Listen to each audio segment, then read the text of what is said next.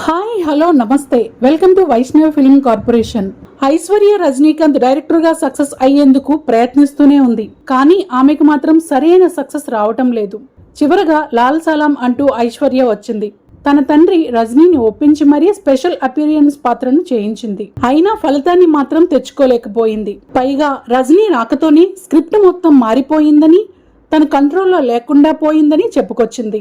అంతేకాకుండా చివరిలో cinema footage మొత్తం పోయిందని, ఉన్న దాంట్లోనే అడ్జస్ట్ చేసి సినిమా పూర్తి చేశానని అంటోంది. ఇలా ఐశ్వర్య చెప్పిన మాటలు ఇప్పుడు అందరినీ ఆశ్చర్యానికి గురిచేస్తున్నాయి. ఇక అనిరుద్ ధనుష్ కాంబో గురించి కూడా ఐశ్వర్య చెప్పుకొచ్చింది. అనిరుద్ తమకు రిలేటివ్ అవుతాడని, ముందుగా ధనుష్ అతడి టాలెంట్ ను గుర్తించాడని చెప్పుకొచ్చింది. మామూలుగా అనిరుద్ బయటకు వెళ్లి హైయర్ స్టడీస్ చేయాలని అనుకున్నాడట. కానీ ధనుష్ మాత్రం అనిరుద్ టాలెంట్ మీద నమ్మకంగా ఉండేవాడట. అందుకే 3 సినిమాలో ఛాన్స్ ఇచ్చామని చెప్పుకొచ్చింది. అలా సినిమాల్లోకి అనిరుద్ను తీసుకువచ్చాడు ధనుష్.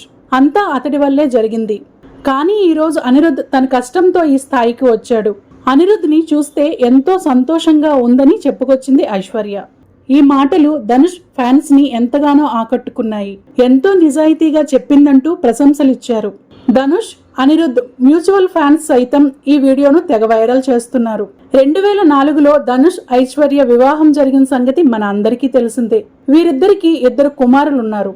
ఇక 2022లో ధనుష్ ఐశ్వర్యలు పరస్పర అంగీకారంతో విడిపోయారన్న సంగతి మనకు తెలిసిందే. మళ్ళీ వీరిద్దరూ కలుస్తారంటూ అప్పుడప్పుడు కోలీవుడ్ లో రూమర్స్ వినిపిస్తున్నాయి. చూసారు కదండి ఈ వీడియోని ప్లీజ్ లైక్ చేయండి, షేర్ చేయండి, కామెంట్ చేయండి. అలానే మన వైష్ణవి ఫిల్మ్ కార్పొరేషన్ ఛానల్ ని సబ్స్క్రైబ్ చేసుకోండి. మరిన్ని లేటెస్ట్ మూవీ అప్డేట్స్ కోసం చూస్తూనే ఉండండి మన వైష్ణవి ఫిల్మ్ కార్పొరేషన్.